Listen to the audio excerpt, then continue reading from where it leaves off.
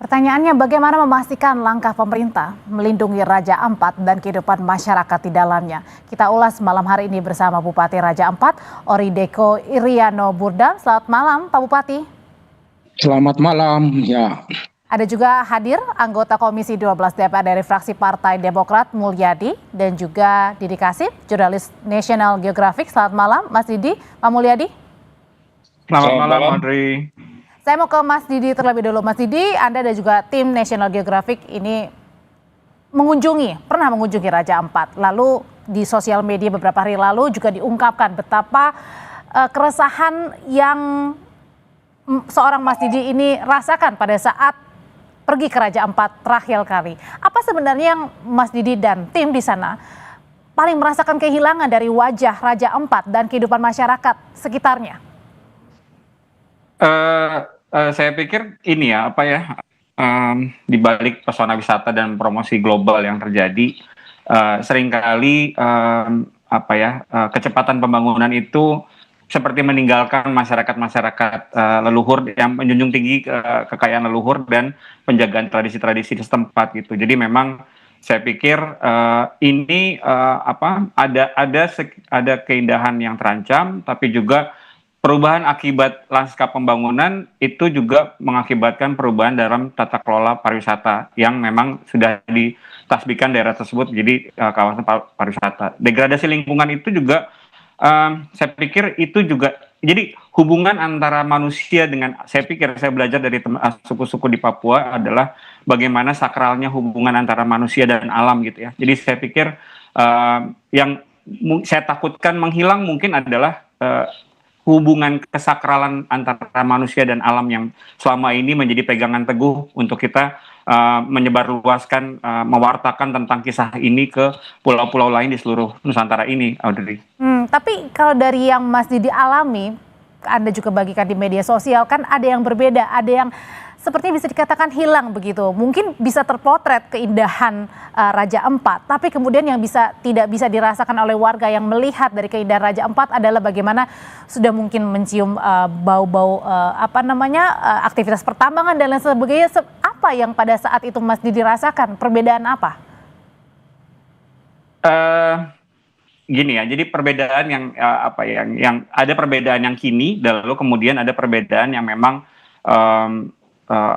datang kemudian yang kemudian kita takutkan itu terjadi kayak mungkin salah satu yang berbeda adalah ketika aktivitas itu membuat Kepulauan Raja Ampat menjadi riuh gitu ya, dengan lalu lalang dan sebagainya, sehingga tanpa itu pun sekarang Raja Ampat juga menghadapi persoalan lingkungan yang tidak juga ringan gitu. Jadi kayak beberapa tahun terakhir beberapa kejadian coral bleaching terjadi di Raja Ampat karena pemanasan global. Itu bisa dikasih juga contoh lebih spesifik, Mas Didi? Iya.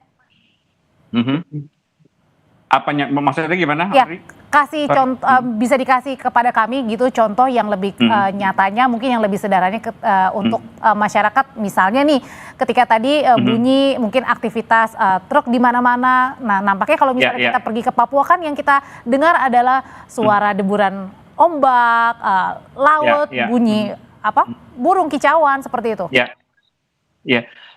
Mungkin salah satu bentuk konkretnya adalah ketika kita beberapa kali menemukan satwa-satwa laut yang terdampar, dan Raja Ampat ini kan juga menjadi jalur migrasi bagi banyak satwa-satwa laut global ya, dunia gitu ya. Jadi banyak kemampuan bernavigasi satwa-satwa laut itu juga menggunakan sonar. Aktivitas pertambangan, perkapalan, dan tercemarnya perairan juga mengakibatkan kemampuan satwa-satwa air kita itu mengalami degradasi kemampuan mereka untuk menjelajah lautan kita. Dan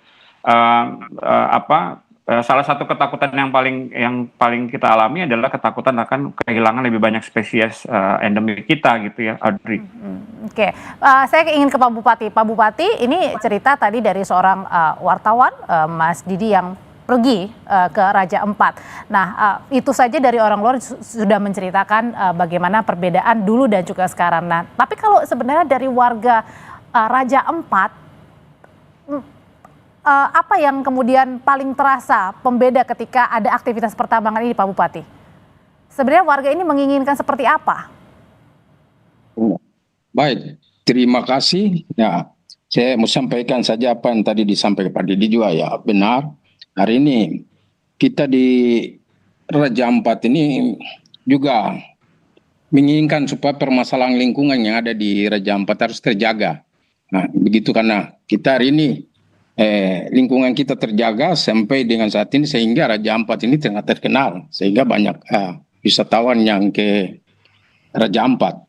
Nah, aktivitas-aktivitas seperti tambang dan aktivitas-aktivitas juga seperti pariwisata orang ke sana kemari akan mengganggu aktivitas jalur migrasi satwa laut. Sehingga ini harus kita redakan semua. Jangan terlalu juga aktivitas pariwisata jangan sampai tinggi karena transportasi ini di laut ya juga mengganggu satwa-satwa laut juga. Begitu juga ada aktivitas kalau aktivitas tambang juga mengganggu satwa laut karena dari situ lewat ke sana kemari bahkan yang di darat juga terpengaruh juga. Nah, Bukan hanya itu. satwa laut ya Pak Bupati yang terganggu ya, masyarakat Ya. juga sangat terganggu ya. Masyarakat semua terganggu bahkan juga satwa di darat juga terganggu. Nah, apa yang kemudian paling dirasakan terganggunya ini lebih spesifiknya kemana Pak Bupati ketika pertambangan ini aktivitasnya sudah dimulai? Apakah misalnya tadinya bisa menghirup udara yang sangat baik, lalu kemudian anak-anak sudah kemudian mungkin timbul batuk-batuk kah seperti itu atau ada yang hal lebih spesifik lagi? Baik, hari ini kita dengar Raja Ampat ini. Saya mau sampaikan untuk Raja Ampat, kita hari ini Raja Ampat itu idola kami 3 sebenarnya. Yaitu pertama perikanan, pariwisata, terus timbul lagi tambang. Nah, tambang ini yang sekarang jadi permasalahan yang jadi isu global untuk kita semua masyarakat di Raja Ampat dan masyarakat ini bahkan masyarakat di seluruh dunia.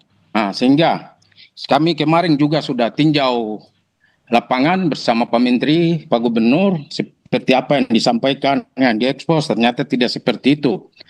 Tetapi kita berbicara masalah tambang di Pulau Gap ini, tambang nikel di Pulau Gap ini sudah dari tahun yang lalu, mulai dari tahun 70-an lah. Nah, pulau ini sudah dikelola, lalu ini kontrak karya yang kedua lagi dilaksanakan. Nah, terus tiba-tiba ada lagi, muncul lagi beberapa tambang, nah, ini yang bikin sampai semua kerasan masyarakat. Takutnya kalau tambang semua muncul, satwa-satwa laut darat pun akan hilang. Nah, ini yang kerasan dari masyarakat di Raja Ampat dan pada umumnya juga masyarakat di Indonesia bahkan dunia. Sehingga kami sangat minta perhatian juga karena kalau ini terjadi ya tetap Raja Ampat ya kita nilai ya tetap rusak saja karena Pak Bupati, kami juga ingin mengklarifikasi bahwa ada pernyataan Bapak ini menyebutkan juga tidak ada kerusakan akibat aktivitas tambang nih.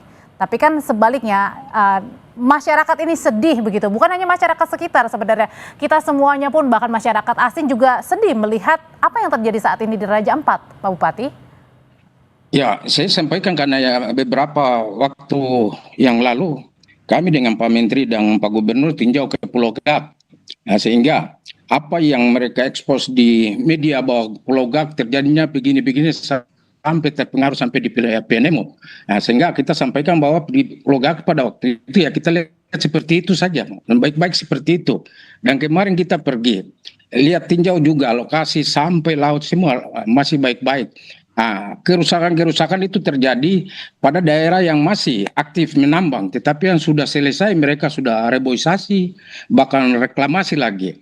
Nah, kami harapkan juga pengawasan ini harus ditingkatkan lagi supaya jangan sampai ada pencemaran. Tapi kan butuh waktu Pak Bupati ketika tadi ada aktivitas, kemudian juga dari reboisasi, kan ini ada waktu untuk kemudian menata kembali Pak Bupati. Betul, ini butuh waktu semua. Karena tadi saya sampaikan pulau ini sudah dikelola dari dulu. Dari tahun 70-an sampai dengan sekarang. Nah, seperti itu. Dan pulau ini agak ini yang masyarakat resah kalau ini sudah jalan terus lalu buka lagi sana, buka lagi pulau-pulau kita kan ya itu pasti keraguan masyarakat di situ pasti ya terpengaruh lah lingkungan kita.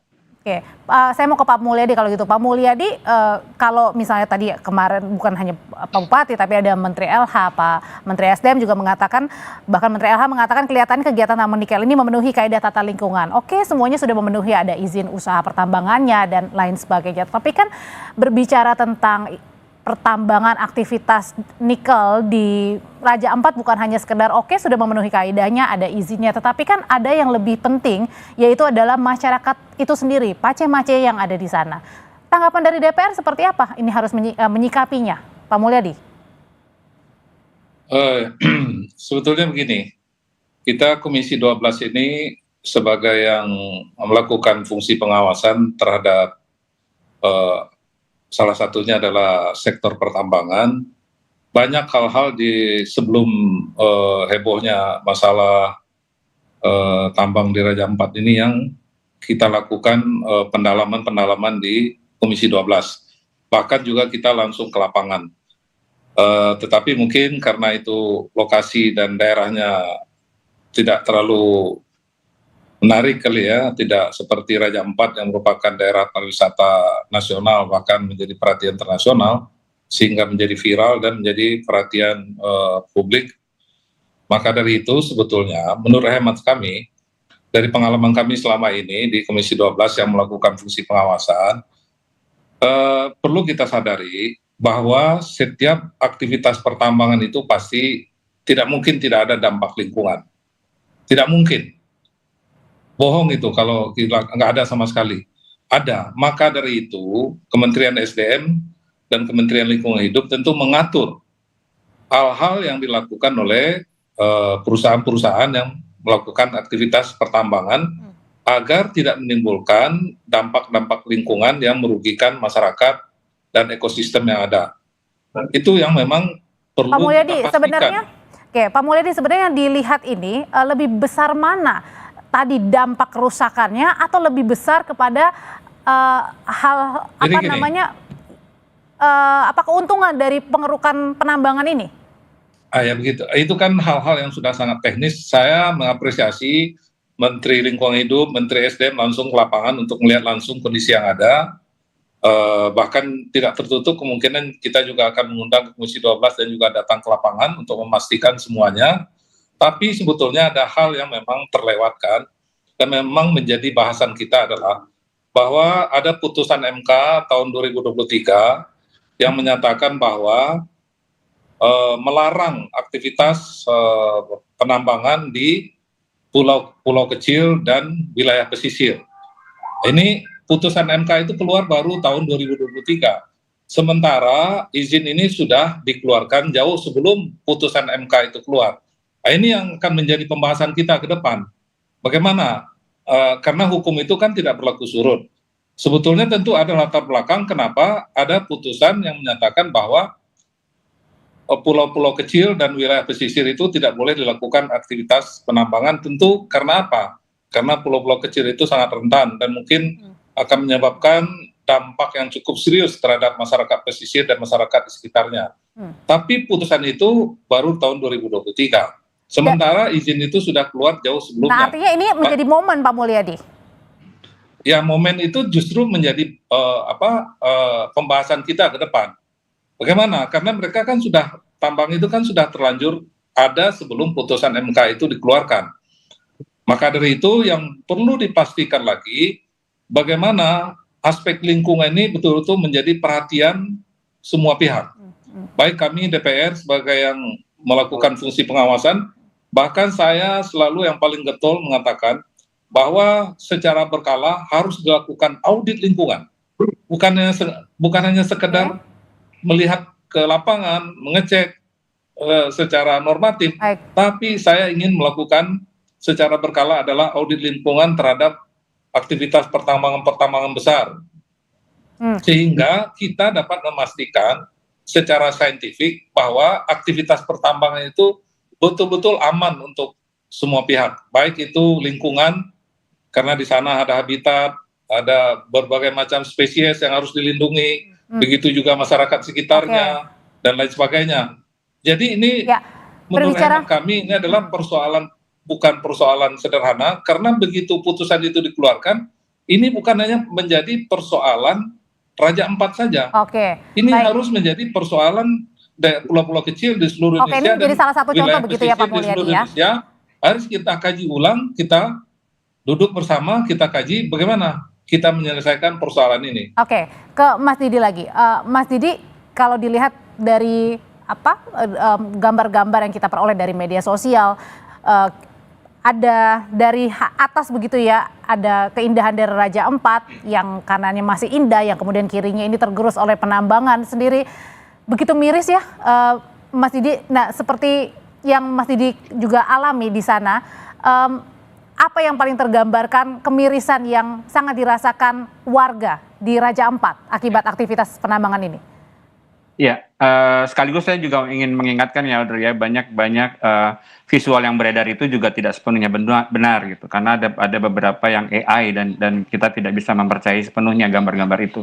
Hati-hati dalam memilih kabar yang mau kita lihat dan kita dengar, pesannya itu. Lalu kemudian saya rasa yang paling miris yang saya rasakan adalah ketika banyak trauma-trauma dari masa lalu yang dihadapi oleh warga-warga yang tinggal di pelosok-pelosok negeri kita terhadap pembangunan yang begitu cepat dan seringkali mungkin meninggalkan mereka dalam keberpihakan gitu ya. Jadi banyak yang merasa bahwa pembangunan ini tidak menyentuh ke akar rumput karena memang terasa terlalu cepat buat di orang-orang di sudut-sudut negeri ini gitu, karena banyak trauma yang terjadi itu, sehingga menurut saya ini sebenarnya bukan salah atau benar ya, tapi bagaimana kita bisa menjamin bahwa ini melibatkan juga kepentingan masyarakat adat, kepentingan ekonomi masyarakat di akar rumput, dan saya pikir ini bukan sebuah usaha untuk menghentikan pembangunan, karena kita juga percaya bahwa energi itu adalah bagian dari menjaga peradaban. Tapi apa yang kita lakukan harusnya memang berpihak.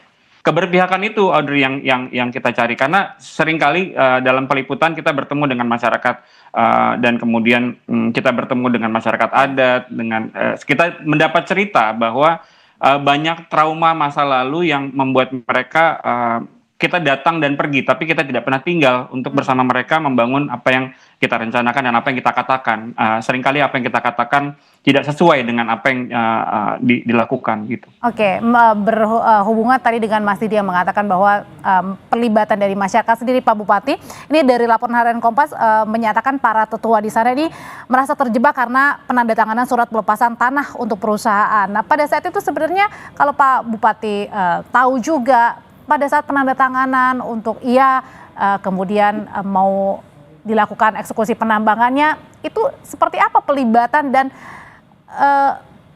konkret, maksudnya konkret dalam hal ini adalah benar-benar masyarakat tahu ini diperuntukkan untuk apa, nanti ke depannya bagaimana, supaya ini karena merasakan ini terjebak karena tanda tangan yang sudah dilakukan, Pak Bupati.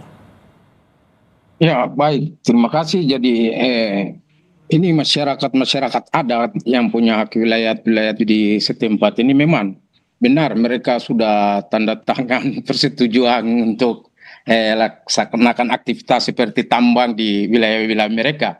Nah, mereka lakukan ini tanpa ada koordinasi, konfirmasi dengan kami di pemerintah, supaya kami bisa kasih pemahaman dan pengertian kepada mereka. Nah, nanti setelah terjadi begini baru mereka lagi serba bingung. Nah, seperti itu. Sehingga saya harap juga ke depan juga bagi investor yang mau masuk ya harus lewat pemerintah dulu supaya konfirmasi. Lalu kita yang nanti jembati dengan maksudnya di sini dalam artian tanda tangan ini hanya perusahaan swasta langsung kepada masyarakat di sana tanpa ada juga pemerintah yang hadir di sana, Pak Bupati? Iya, saya kira kadang-kadang juga tidak ada keterlibatan kami pemerintah di daerah khusus di kabupaten. Saya salah satu contoh hari ini saya sebagai Bupati Raja Ampat, saya baru kaget juga dengan izin-izin ini semua. Bahkan ada isu lagi yang izin tahun 2025 keluar ditandatangani oleh kami. Kami juga bingung lagi. Nah, seperti itu. Sehingga kami mengharapkan juga harus ada keterlibatan dinas, pemerintah, terutama Bupati, Wakil, Sekda, dan dinas-dinas terkait supaya kita bisa kasih pemahaman dulu kepada masyarakat sebelum mereka melakukan tanda tangan persetujuan hak-hak wilayah mereka untuk digunakan seperti itu. Pak Mulyadi, itu tadi seperti kata Pak Bupati juga heran, bingung begitu ketika ada terjadi penandatanganan yang tiba-tiba yang melibatkan antara perusahaan swasta langsung kepada warganya. Oh ya, setahu saya kalau IUP itu kan diawali dari wilayah pertambangan ya. Wilayah pertambangan itu kan pasti, wilayah usaha pertambangan itu kan pasti awalnya juga dari pemerintah daerah. Tidak mungkin pemerintah pusat menetapkan suatu daerah itu menjadi wilayah usaha pertambangan tanpa melalui proses dari daerah ya. Itu saya rasa itu sudah sangat teknis ya, karena itu pasti Berarti ditetapkan artinya harusnya paling awal. pemerintah tahu ya? Pasti tahu ya? Pemerintah provinsi tahu, karena pemerintah provinsi pasti menetapkan wilayah pertambangan itu pasti dari provinsi dulu. Mana yang wilayah pertambangan, mana yang enggak. Persoalannya menurut saya sekarang, ini kan pertambangan ini izinnya sudah keluar sebelum adanya aturan yang saya sampaikan tadi, yang memang ketat terhadap wilayah pesisir dan pulau kecil. Ini persoalannya. Memang pulau kecil dan wilayah pesisir ini kan rentan, makanya diatur dilarang aktivitas. Tapi aturan itu kan baru belakangan, sementara ini sudah muncul jauh sebelumnya. Nah, ini yang menjadi pembahasan kita ke depan, apakah juga dari aspek lingkungannya akan lebih diperketat lagi, mengingat dia adalah pulau kecil atau wilayah pesisir. Dan itu aja bukan di Raja Ampat aja, tentu akan menjadi perhatian beberapa daerah yang sudah keluar izin Kalau gitu, Pak Mulyadi, di daerah lain. Oke, berkaitan dengan pertambangan nikel di Raja Ampat ini kan saat ini dihentikan sementara ya. Baiknya seperti apa? Ya. Rekomendasi DPR dihentikan total, dihentikan sementara, dievaluasi lagi? Ya, makanya memang itu sudah tepat apa yang dilakukan oleh Menteri SDM, dihentikan sementara karena ada aturan. Nanti ke depannya tentu ini akan kita bicarakan dengan, kebetulan kan Menteri Investasi adalah Mitra Kerja Komisi 12, Menteri SDM juga Mitra Kerja Komisi 12, Menteri Lingkungan Hidup juga Mitra Kerja Komisi 12. Tentu ini akan dibahas di DPR, khususnya di Komisi 12, untuk menentukan langkah-langkah selanjutnya terkait dengan pertambangan di pulau-pulau kecil dan wilayah pesisir. Bukan hanya Raja Ampat saja. Menurut hemat saya. Ini harus menjadi perhatian kita di seluruh Indonesia, bahwa ini dimulai dari Raja Ampat, karena memang Raja Ampat ini sekarang adalah persoalan yang sudah cukup viral, sudah menjadi perhatian publik. Itu kan adalah untuk memulai sesuatu untuk kepentingan yang lebih besar. Baik, Pak Mulyadi, Pak Bupati, dan Mas Didi dari National Geographic, terima kasih sudah berbagi pandangan mengenai aktivitas penambangan nikel yang dihentikan sementara waktu di Raja Ampat. Terima kasih, selamat malam Bapak-Bapak. Setelah ini kami